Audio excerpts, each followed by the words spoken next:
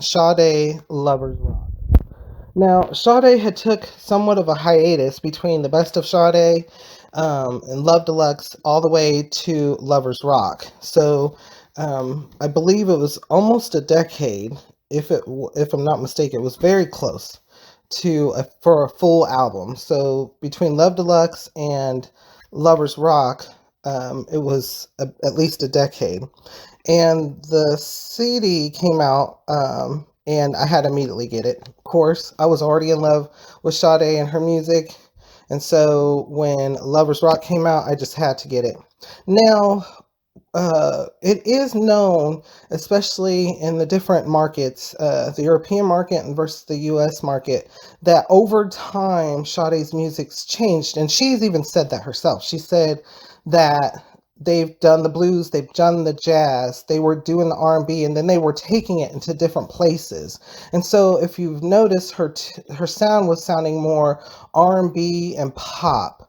And so, Lovers Rock was the first album that really came out that showed that the band was moving on from just having the jazz and the blues, and they were taking on new genres and new forms of music and seeing where else they could go besides the nightclub scene or the cafe scene.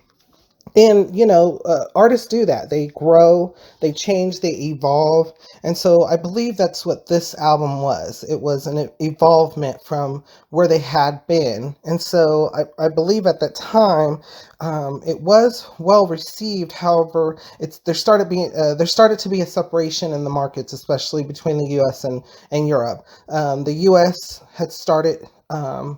Sade and her band started gaining way more popularity in the United States. She wasn't necessarily losing popularity in the UK and in Europe. However, because the tune was changing and becoming more pop and R&B, it was more of a different sound. And so the European markets versus the American market, there was a difference. And so her album started selling more in the Americas. And so, and worldwide, Sade always did very well worldwide. The first song on her album, Sade Lovers Rock, is "By Your Side." I love the song. It has very good acoustics. It has a guitar. I believe it's a guitar playing. I don't know if it's a specific type of guitar, but it's slow, and it's not super slow, but it's a very nice ballad. Even the music video was it starts off with her. It looks like she's just in a meadow with a tree, and she's picking a piece of fruit. And throughout the video, there's different types of images, such as like a snowstorm, all the way to the ending, which I know a lot of people were thrown off because it feels like you're in this magical world, and then at the end, she's standing in the middle of a highway with with the flower that she had from in the meadow area, and she's standing there, and it looks like she's offering. She has a basket in one arm, and she has a flower in the other, and she looks like she's offering it to people driving by. And that's where it ends. And so it's a very interesting video. I get it. I understood. By your side, it was taking you to that place, but also bringing you back to real life. It was also to bring you not just into the fantasy, but out of the fantasy and back into your own life, and how the lyrics play to us. And so I love it. I love By Your Side. It was a great hit, great way to start off the record. And so the next song is Flow. It's a different type of song compared to where she used to be. It's got, again, more guitar and bass in it. It's got some more beats in it, and she's really exploring where she can go with her voice. Not necessarily belting out, but she still is very strong in her singing. And to me, it's more. of a lower end of her voice, like as in she's not hitting a bunch of high notes consistently, even though she does have some high notes throughout the song. Um, and then there's a male singer with it, and during parts of the song, and her voice just blends very well. She's very good at picking up people that can sing the harmony in her songs. I noticed that since the best of Sade, the gentleman that sung with her on Never as Good as the First Time. Oh, and I believe she kept him. I believe he became part of the band. If not, it was him or one other person. They sound very similar, but at that point, that person was there, a part of the band, and I'm not sure his name, but you can tell his voice because what it does is it makes Sade's voice sound, it influences it. It makes her voice come out even more. It's like, when you have salt and pepper. The the pepper's great, and it pushes out the salt. That's how I believe Sade is with her bandmate. He does a very good job. He sounds really good. I wouldn't be surprised if he ever came out with his own music one day. But he's having a good time within Sade's band. And so back to the song Flow. It's a nice song. It's a second in line, and it's more of a slow beat. I want to say maybe a little bit of R&B, maybe a little bit of pop. But it is totally different from her previous type of genre and type of music. Then Flow's followed by King of Sorrow. That is another wonderful song. It's almost like a new age blues, but it's not too bluesy. It's actually it's more like a ballad blues. And the video of her, she's harking back to being in a nightclub. She's singing about she's cried everyone's tears, and she feels like she's the king of sorrow. She's been through it all, and she still made it. She's still there, but she's used to it. She's used to the pain. And so King of Sorrow is another lovely ballad. She actually is a lot stronger in her voice in this song. She really belts those notes out, especially near the end. And she holds out a lot of the notes throughout the song. So again, if you ever get a chance to hear this one, this is another one that's really, really good. Just the By Your Side and King of Sorrow are really good songs to hear on vinyl. Anything that has that in-depth for acoustics. Flow is very good, but it has more of a bass to it. So if you have something that can amplify the bass, such as in a stereo system, that you could get like a subwoofer or something that would really amplify the bass, that song would come out just as fine listening to it, not necessarily through vinyl, but By Your Side and King of Sorrow, very acoustic. Recommend anything with that in-depth feel to it, or in-depth sound to it. Then King of Sorrow is followed by Somebody Already Broke My Heart. Another nice ballad, another slow ballad, has a little bit of a guitar in it, a little bit of bass in it. It's a very nice song. I like it when she remixes that song, and she will remix it in Never as Good as the First Time during her concerts. So the best time to hear actually Somebody Already Broke My Heart, it would be during her concert. If you ever can pick up her live album, that would be wonderful, because she mixes in Never as Good as the First Time near the end, and it's wonderful. They coalesce very, very well. Definitely, it's like they play into one another. So another great song, Somebody Already Broke My Heart, and it's placed very nicely on the album. After that is All About Our Love. All About Our Love, I love it because it reminds me of paradise like type music. It's more of like the calypso. It's more of the island type music, but it's slower. It's a slow ballad.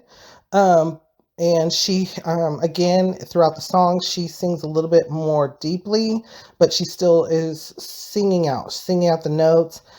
She does go up and down the scales a little bit, but it's a beautiful song. All About Our Love, again, is an acoustic one with a little bit of bass, but recommend it vinyl. If you do have to play it over a sound system, something with a subwoofer to help it out a little bit. But other than that, this is a great song, and it's a more cheery song towards the middle of the album. All About Our Love, she's talking about literally the relationship and how unfailing it is, how deep it is, and a lot of times I think she's talking about her own love life, not just singing a story. After All About Our Love is the next song is Slave Song. Slave Song is very deep. Slave Song is very deep, and it's not the same as any of her, much of her music before. It's got I don't know how you can, to me, it's like a beatnik slash calypso or something. It's really interesting how she has the song. It's almost like she's reading a poem. She's reading a poem but singing it at the same time. Um, teach my children, and such. It's definitely rings out when you listen to it. Again, the lyrics, if I'm not mistaken, are teach my beloved children I've been a slave, but reach for the light continually. So she's really going in depth with her song, really brings thought and feeling into the song, about struggles and using those struggles as an example, as an uplifting example to help people to see your way through. And so, Slave Song it's a very interesting, it's a different tune, and it's put again near the middle of the whole album.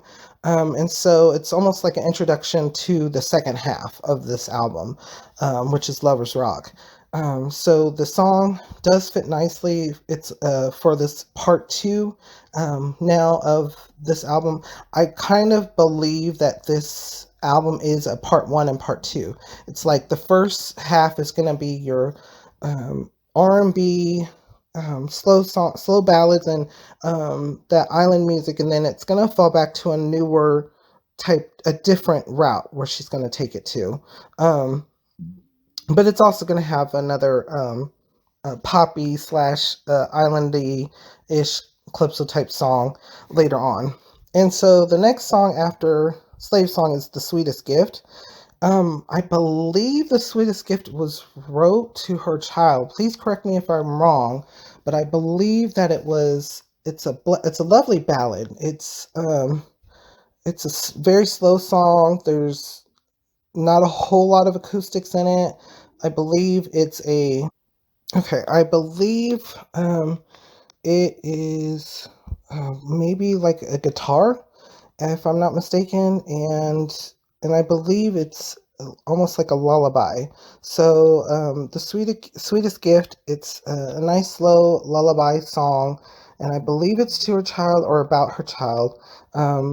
Any way you hear this song, it will be phenomenal. She sings it really nicely, especially in concert. She also does sing this song in concert. So if you ever get a chance to hear it, wonderfully, she does a very good rendition during her live audience. After The Sweetest Gift is Every Word. Every Word is really a song that I believe she's feeling like every word that this person's telling her, she believes. It's the strength of a relationship. And she talks about, every word you say brings it all back to you. I think that I believe she's talking about the relationship, and that it's about the relationship and being in love, but it's also, I want to say that it's about disappointment too. So she's, giving it to him, giving it to the person that she's in a relationship with. Um, she feels like she's even been treated like a stranger, but she's, giving the same love. Like the love hasn't changed, but she's almost feeling like the relationship has. But it's also trying to bring the person to back to light. Like, hey, this relationship, you know, is it's it needs to work, or it's going to work, or come back to the relationship, come back to love. So every word is a nice song. It's got again a little bit of guitar, but it starts off really slow, but then it starts continuing on and has more acoustics. So if you do get a chance to listen to it, I recommend listening to this on vinyl or something that has the in-depth for the acoustics. And then after every word is Immigrant. It's another song that, again, Immigrant is the next song. And I'm just trying to remember by memory. I believe it starts off with picking, and I don't know if it's a harp or a stringed instrument that's being picked at, but it's done very beautifully before it gets into the song, and where she talks about, I believe she's talking about,